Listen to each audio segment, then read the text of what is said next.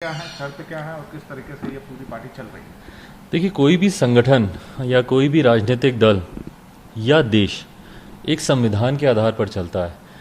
अगर आप उस संविधान को अगर आप नहीं मानेंगे, अगर आप उसकी पालना नहीं करेंगे, तो मुझे नहीं लगता कि इस अराजकता के माहौल में किसी भी संगठन का आगे बढ़ना संभव हो पाएगा। लोक जनशक्ति पार्टी का गठन जब साल 2000 में हुआ था, पार्टी के संस्थापक मेरे पिताजी आदरणीय रामविलास पासवान जी ने जब इसका गठन किया था, तो उसी वक्त इसके संविधान की भी रचना की गई थी कि किस किस समय पर क्या क्या कारणों पे या किन किन परिस्थितियों में पार्टी कैसे आगे चलेगी या क्या निर्णय लिए जाएंगे। तो उसी में एक प्रक्रिया का जिक्र है कि राष्ट्रीय अध्यक्ष का चुनाव वो कैसे किया जाएगा। तो राष्ट्रीय अध्यक्ष का चुनाव पार्टी की जो नेशनल एग्जीक्यूटिव है, जिसमें लगभग 75 के करीब उसमें मेंबर्स होते हैं, वो कैसे होते हैं मैं वो भी आपको बताता हूँ। जिसमें एक राष्ट्रीय अध्यक्ष होता है, नेशनल प्रेसिडेंट होता है, एक उसमें आपके राष्ट्रीय महासचिव होते हैं, एक 6 उसमें आपके वाइस प्रेसिडेंट्स होते हैं, 16 उसमें नेशनल जनरल सेक्रेटरी जिसे राष्ट्रीय महासचिव कहा जाता है वो होते हैं, और 16 सेक्रेटरीज होते हैं राष्ट्रीय सचिव, और एक ट्रेजरर होता है, एंड प्लस उसमें जितने भी स्टेट्स और यूटीज़ हैं, 35 स्टेट्स और यूटीज़ मिला के उनके अध्यक्ष उसमें होते हैं, और प्लस जो आपके सांसद या विधायक जो चुन के आते हैं वो भी उसके मेंबर्स होते हैं। तो मोटा मोटी ये संख्या जो होती है 75 के आसपास आती है। कई बार कुछ हो सकता है राष्ट्रीय सचिवों की नियुक्ति हो, कुछ की नहीं हो, या किसी का बीच में निधन हो गया हो तो वो सीट खाली हो, ये सारे कारण होते हैं। कई बार सांसदों की संख्या ज़्यादा हो तो बढ़ जाती है, कम हो तो कम हो जाती है। तो ये होते हैं, ये लोग अंतोगत्वा मिलकर चुनाव करते हैं आपके राष्ट्रीय अध्यक्ष का। तो उस राष्ट्रीय अध्यक्ष के चुनाव में आज जो मुझे जानकारी मिली कि पार्टी से निलंबित जितने भी सांसद हैं उन्होंने मेरे चाचा जी को राष्ट्रीय अध्यक्ष के तौर पर चुना। तो मैं जानना चाहता हूं कि उसमें नेशनल एग्जीक्यूटिव के कितने मेंबर उसमें मौजूद थे, क्योंकि मेरे जितने स्टेट प्रेसिडेंट्स हैं, जितने भी स्टेट्स के या यूटी के प्रेसिडेंट्स हैं, हाँ उसमें 15 प्रकोष्ठों के राष्ट्रीय प्रकोष्ठों के अध्यक्ष भी उसमें मौजूद होते हैं। तो जितने भी मेरे स्टेट प्रेसिडेंट्स हैं उसमें से 2 को छोड़कर, एक हमारे दिल्ली के हमारे प्रदेश अध्यक्ष विनोद नागर हैं, दूसरे हमारे जम्मू कश्मीर के हमारे अध्यक्ष संजय सराफ हैं, जिन दोनों को पार्टी ने कल ही एंटी पार्टी गतिविधियों के तहत उनको निलंबित कर दिया था। वो 2 लोग ज़रूर मुझे वहाँ पे मौजूद होने की मुझे जानकारी मिली। राष्ट्रीय प्रकोष्ठों के अध्यक्ष के तौर पर हमारे लेबर प्रकोष्ठ के, मजदूर प्रकोष्ठ के हमारे अध्यक्ष रामजी सिंह, उनके वहाँ पे मुझे मौजूद होने की जानकारी मुझे ज़रूर मिली। और इसके अलावा एक हमारे राष्ट्रीय महासचिव राकेश चौधरी, उनके वहाँ पे होने की मुझे जानकारी मिली। उसके अलावा मुझे नहीं पता कि नेशनल एग्जीक्यूटिव के कितने मेंबर हैं। तो अगर मैं इन सब की संख्या को मैं गिन भी लूँ, 2 अध्यक्ष हो गए आपके, एक हमारे वो राष्ट्रीय प्रकोष्ठ के अध्यक्ष और एक राष्ट्रीय महासचिव, तो 4 ये लोग हो गए। एक हमारे नेशनल वाइस प्रेसिडेंट सूरज भान सिंह जी, वो वहाँ पे उनके साथ मौजूद थे, 5 ये हो गए। एंड प्लस जो 5 सांसदों की बात कही जा रही है, जिसमें से कि एक सांसद प्रिंस राज, वो वहाँ पे नहीं गए थे। किस कारण से नहीं गए थे वो मुझे नहीं पता, बट प्रिंस राज भी उसमें मौजूद नहीं थे। तो 5 में से 4 सांसद, तो मेरे हिसाब से तो सिर्फ 9 लोग वहाँ पे जो राष्ट्रीय कार्यकारिणी के थे, सिर्फ 9 सदस्य वहाँ पर मौजूद थे। तो उसके अलावा कौन ऐसे लोग थे जिन्होंने राष्ट्रीय अध्यक्ष का चुनाव किया, इस पर बहुत बड़ा प्रश्न चिन्ह उठता है। बहरहाल दूसरी बात जो वो बार बार कहते हैं कि एक पार्टी एक पद, हमारी पार्टी का संविधान कहता है, हमारी संविधान की एक धारा में इस बात का जिक्र ज़रूर किया गया है कि जो chairman of the parliamentary board होगा वो राष्ट्रीय स्तर पर और किसी पद को वो नहीं लेगा। तो जब मेरी भी नियुक्ति जब पार्टी के राष्ट्रीय अध्यक्ष के तौर पर हुई, तो मैंने भी तुरंत chairman of the parliamentary board के पद से उस वक्त मैंने रिज़ाइन किया। और उसके बाद ये सारी पावर्स अगर किसी भी कार्यकारिणी या किसी भी कमेटी के अभाव में जब वो नहीं होती है वो समिति, तो सारी पावर्स राष्ट्रीय अध्यक्ष के पास आ जाती हैं। तो इन्होंने अब, क्योंकि अभी अपने आप को ये राष्ट्रीय अध्यक्ष घोषित कर रहे हैं लोक जनशक्ति पार्टी का, तो मैं जानना चाहता हूं कि क्या फिर ये दलित सेना जो लोक जनशक्ति पार्टी का एक मजबूत प्रकोष्ठ है, क्या उसके राष्ट्रीय अध्यक्ष के पद से इस्तीफा देंगे? क्या अभी इन्होंने जो माननीय अध्यक्ष लोकसभा ओम बिरला जी से मुलाकात कर अपने आप को संसदीय दल का नेता के तौर पे इन्होंने घोषित किया, क्या ये उस पद से इस्तीफा देंगे? ये कौन से पद से इस्तीफा देंगे ये भी देखना मज़ेदार होगा। बट साथ में जो संसदीय दल के नेता का भी जो इन्होंने चुनाव किया, मैंने माननीय अध्यक्ष लोकसभा उनको भी मैंने पत्र लिखकर इसको रिकंसिडर करने का मैंने उनसे आग्रह किया है। इसको रिकंसिडर करने की ज़रूरत इसलिए है क्योंकि मेरी पार्टी से जुड़े हुए कोई भी विषय को आप मेरी पार्टी के संविधान के विपरीत आप उस पर निर्णय नहीं ले सकते। मेरी पार्टी का संविधान कहता है कि जो भी हमारा नेता सदन में होगा, पार्लियामेंट में होगा या असेंबली में होगा, उसका चुनाव केंद्रीय संसदीय बोर्ड करेगा, सेंट्रल पार्लियामेंट्री बोर्ड करेगा। इन्होंने महज 5 सांसदों की सहमति से इन्होंने जाकर अपने आप को संसदीय दल का नेता घोषित कर दिया।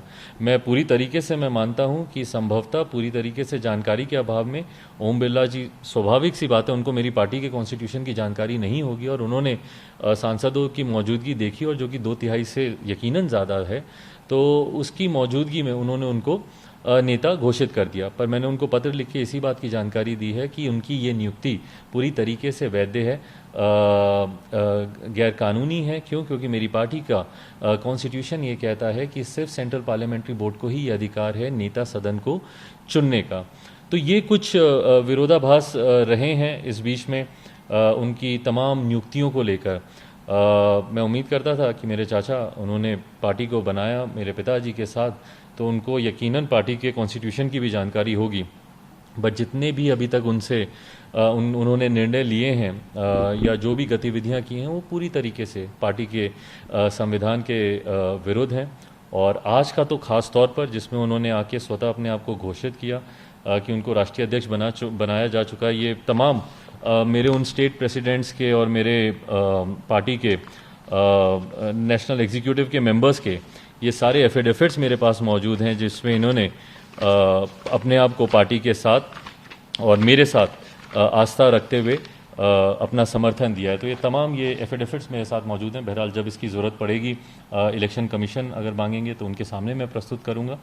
इलेक्शन कमीशन को भी बहरहाल हम लोगों ने इस बात की जानकारी हम लोगों ने दे दी है, क्योंकि इन सांसदों के इस गुट ने अपने आप को पार्टी से अलग किया था। तो अब ये लोक जनशक्ति पार्टी के अब ये सांसद नहीं हैं, इंडिपेंडेंट मेंबर ऑफ पार्लियामेंट से। इनकी सदस्यता दल बदल कानून के तहत, जो संविधान में संशोधन हुआ था, 91वां संशोधन दल बदल कानून का, उसके तहत इनकी सदस्यता ज़रूर रहती है, क्योंकि 2/3 की बहुमत से ये लोग अलग हुए हैं। बट आज की तारीख में सदन में ये इंडिपेंडेंट मेंबर ऑफ पार्लियामेंट्स हैं, ना कि लोक जनशक्ति पार्टी के मेंबर ऑफ पार्लियामेंट्स हैं। और यही जानकारी हम लोगों ने इलेक्शन कमीशन को भी रिटर्न में हम लोगों ने दे दी है, क्योंकि जिस तरीके से ये पार्टी के नाम का, पार्टी के बैनर का, पार्टी के मंच का ये मिसयूज़ कर रहे हैं, ये गलत है। और मुझे उम्मीद है कि आने वाले दिनों में इलेक्शन कमीशन द्वारा और माननीय अध्यक्ष लोकसभा द्वारा पार्टी के, लोक जनशक्ति पार्टी के संविधान को मद्देनज़र रखते हुए सही निर्णय लिए जाएंगे। मेरे 2 सवाल हैं इस पर कि क्या आपके पार्टी में जो राष्ट्रीय कार्यकारिणी की बैठक बुलाने की जो पद्धति है वो कौन तय करता है?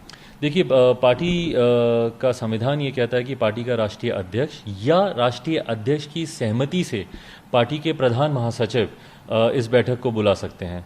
तो इन्होंने, ये भी आपने अच्छा प्रश्न पूछा, क्योंकि इन्होंने इस बैठक को जो बुलाया है, ये बुलाने का भी अधिकार इनके पास नहीं है। बट इनके पास वैसे भी कोई अधिकार नहीं है, क्योंकि बहुत पहले ही इनको पार्टी से निलंबित किया जा चुका है। और वो निलंबन भी पार्टी के राष्ट्रीय अध्यक्ष के पास पूर्णतः यह अधिकार होता है कि वो चाहें तो अपने पार्टी के सांसदों को वो निलंबित कर सकते हैं।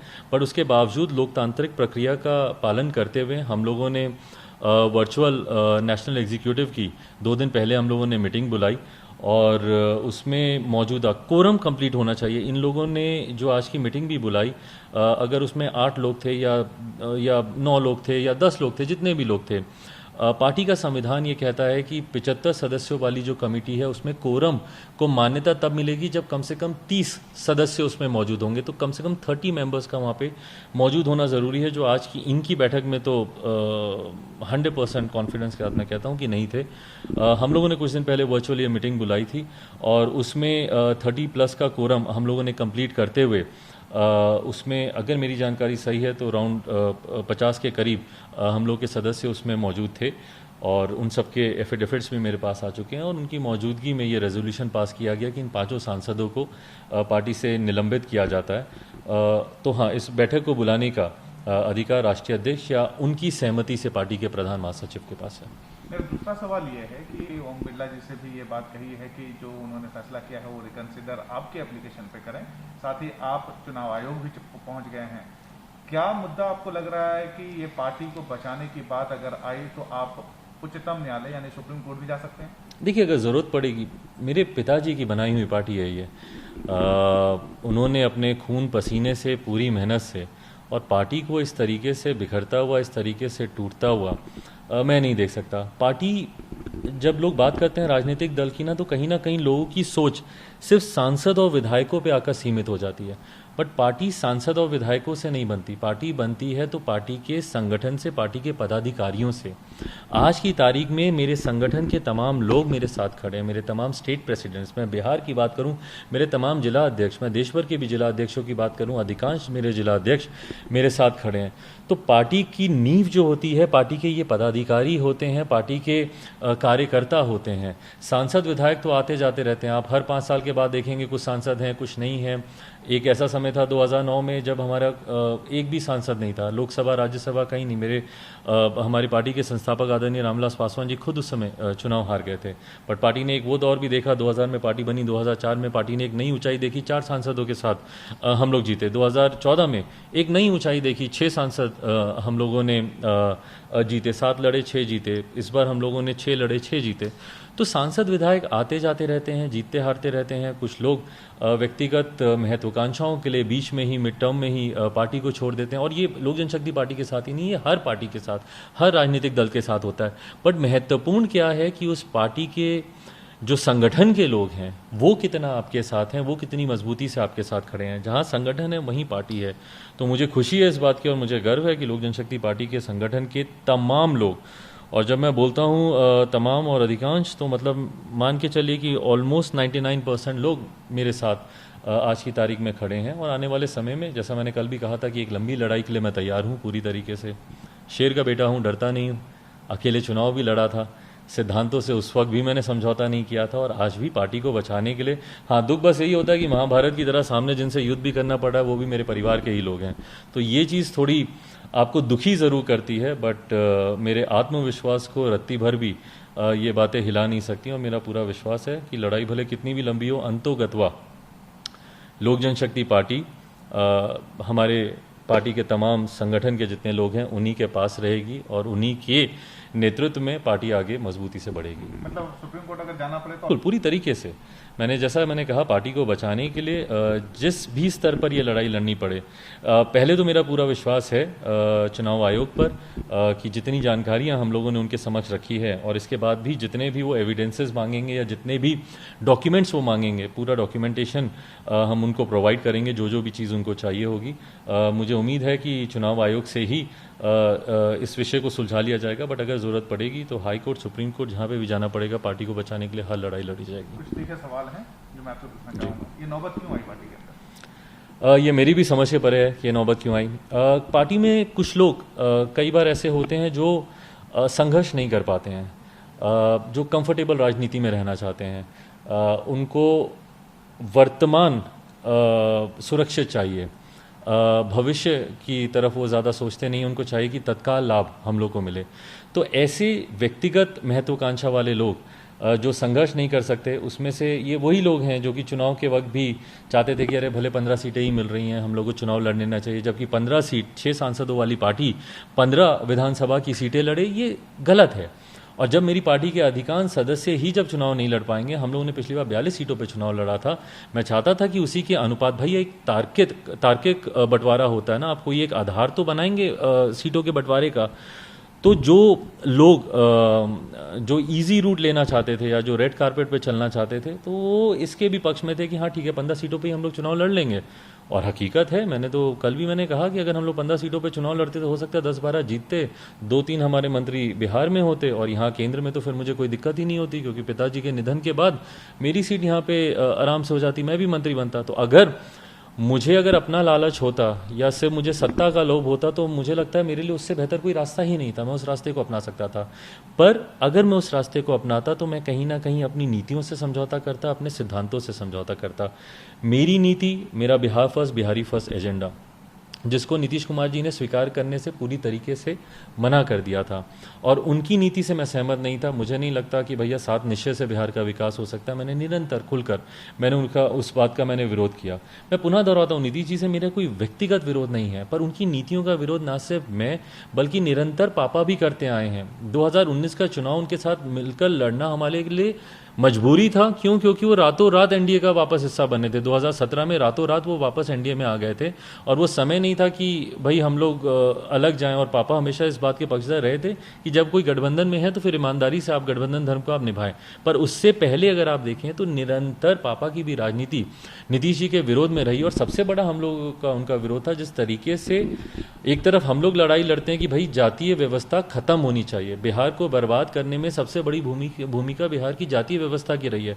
तो एक तरफ जहां हम लोग पक्षधर हैं कि जातीय व्यवस्था खत्म होनी चाहिए, सबको बराबर के हक, अधिकार, अपॉर्चुनिटीज मिलनी चाहिए, गरीबी एकमात्र जाति के तौर पर चिन्हित होनी चाहिए, तो वहां पर जब आप दलित महादलित की बात करते हैं, आप पिछड़ा अति पिछड़ा की बात करते हैं, आप फर्दर डिवीजन करते हैं सोसाइटी में, तो ये बातें हम लोग को स्वीकार्य नहीं थी।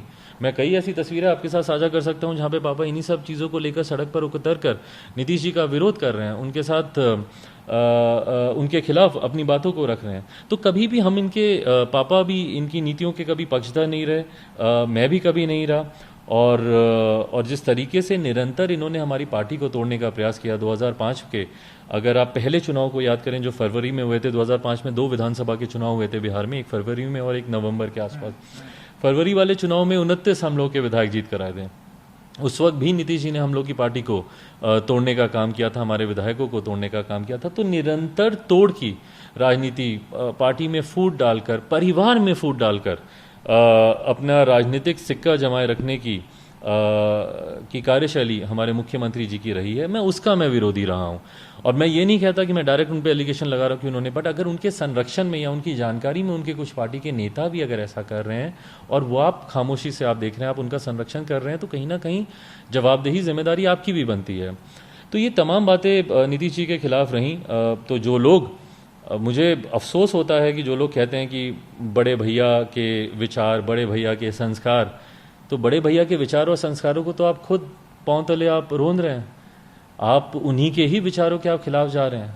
पापा अगर आज होते तो आज मुझे नहीं लगता कभी भी वो इस बात की सहमति देते कि आप इनकी नीतियों के साथ जाएं। जब लोक जनशक्ति पार्टी के अपना एजेंडा है, अपनी, भाई क्यों नहीं आप कॉमन मिनिमम प्रोग्राम बना सकते हैं? हर गठबंधन दल राजनीति में ये होता है। तो 2020 में अगर लोक जनशक्ति पार्टी ये मांग कर रही थी कि भैया एक कॉमन मिनिमम प्रोग्राम बनना चाहिए, एक साझा न्यूनतम कार्यक्रम बनना चाहिए, तो क्या गलत हम लोग मांग कर रहे थे? अगर हम लोग मांग कर रहे थे कि नहीं 15 विधायक 15 सीटों पर लोक जनशक्ति पार्टी का चुनाव लड़ना संभव नहीं है, तो मात्र सिर्फ मैं मंत्री बना रहा हूँ केंद्र में और मेरे कुछ लोग मंत्री बने रहे बिहार में और हम लोग सत्ता, तथाकथित सत्ता की मलाई खाते रहें, इसके लिए हम लोग उनके सामने नतमस्तक हो जाएं, ये मुझे स्वीकार्य नहीं था।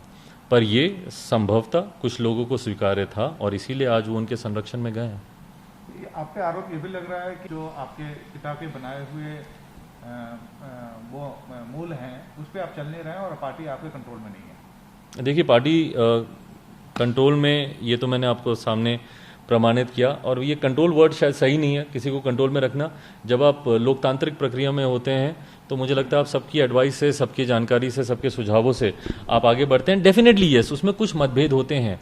जब अगर हजारों की संख्या में लोगों को मिलकर अगर आगे चलना है तो संभवतः उसमें कुछ अलग विचार होंगे, बट बहुमत के साथ आपको जाना जरूरी है। आज की भी तारीख में जितने मेरे प्रत्याशी चुनाव लड़े हैं वो अधिकांश उसमें से मजबूती से मेरे साथ खड़े हैं। आज की भी तारीख में जितने मेरे जिला अध्यक्ष जिन्होंने बिहार में अकेले चुनाव लड़ा वो उतनी ही मजबूती से मेरे साथ खड़े हैं, उतने ही बिहार के जितने हमारे पदाधिकारी हैं वो मजबूती से मेरे साथ खड़े हैं। तो डेफिनेटली यस, कुछ लोग के अलग विचार होते हैं, उनकी सहमति शायद बहुमत के साथ नहीं हो पाए, पर सबको साथ लेकर चलने का मैंने एक ईमानदार प्रयास किया। तभी मैंने अंतिम तक भी मैंने उनको पार्टी से निकालने का या कोई ऐसा कठोर निर्णय मैंने नहीं लिया। मैं उनके घर तक पे भी गया, उनको मनाने की मैंने वहाँ पे भी कोशिश की, प्रयास किया। पर जब उन्होंने मुझ पे ही कार्रवाई करना शुरू कर दिया कि भाई इनको हम राष्ट्रीय अध्यक्ष से हटा रहे हैं, ये कर रहे हैं, तो उसके बाद फिर पार्टी को बचाने के लिए मेरे पास और कोई विकल्प बचा नहीं था। तो अब हम या फिर आपकी जो पार्टी से देखें, क्या पार्टी जैसे चल रही थी वैसे चलेगी मजबूती के साथ, या फिर आप किसी पार्टी के साथ विलय होंगे या किसी का समर्थन लेंगे, जैसा कि आरोप लग रहा है कि कुछ लोग जदयू के संपर्क में हैं, आप पे आरोप लग रहे हैं कि आप बीजेपी की तरफ जा रहे हैं, क्या है आखिरकार, इसको थोड़ा सा आप क्लियर करें। देखिए, मुझे लगता है कि आने वाले दिनों में और बहुत जल्द हम लोग राष्ट्रीय कार्यकारिणी की बैठक बुलाएंगे और उसमें ये सब फाइनल डिसीजन लिया जाएगा। एक बात स्पष्ट है, लोक जनशक्ति पार्टी का मैं राष्ट्रीय अध्यक्ष हूँ और राष्ट्रीय अध्यक्ष होने के नाते एक बात मैं स्पष्ट कर दूं कि पार्टी की नीतियों को जनता तक लेकर जाना, और ख़ास तौर पर क्योंकि मैं बिहार से आता हूं तो मेरी चिंता बिहार के लिए है, बिहारियों के लिए है। मैं कभी कोई ऐसा निर्णय नहीं लूँगा जो बिहार और बिहारियों की खुशहाल ज़िंदगी या उनकी बेहतरी से समझौता करने के लिए हो, व्यक्तिगत लाभ के लिए या पार्टी के लाभ के लिए। इससे पहले भी 2005 में भी पार्टी की टूट हुई, पार्टी खत्म हुई, पार्टी को टूटना पड़ा, तो भी हमने उसको स्वीकार किया, पर पापा ने तब भी कोई समझौता नहीं किया था। और वही बात मैं आज रखता हूँ, मैं कोई ऐसा समझौता नहीं करूँगा जो मेरी नीति, मेरे सिद्धांत और जो पार्टी के विचार हैं, जो पापा के सपने थे, उससे समझौता हो। तो इसी मजबूती के साथ हम लोग आगे बढ़ेंगे।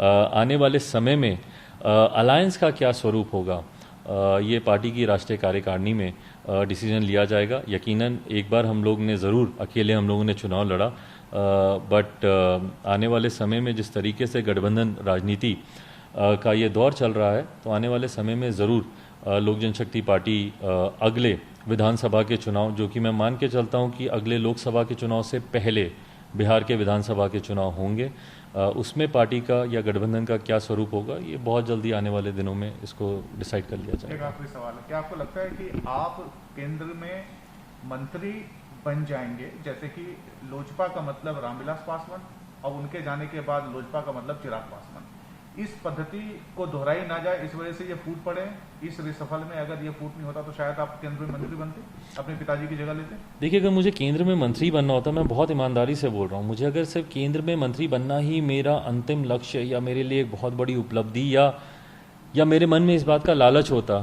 तो मैं चुनाव ही नहीं लड़ता ना अकेले। मैं बिहार विधानसभा का चुनाव मैं अकेले क्यों लड़ता? मुझे 15 सीटें मिल रही थी, मैं उन 15 सीटों पर मैं चुनाव लड़ता और केंद्र में मेरी सीट सुरक्षित रहती।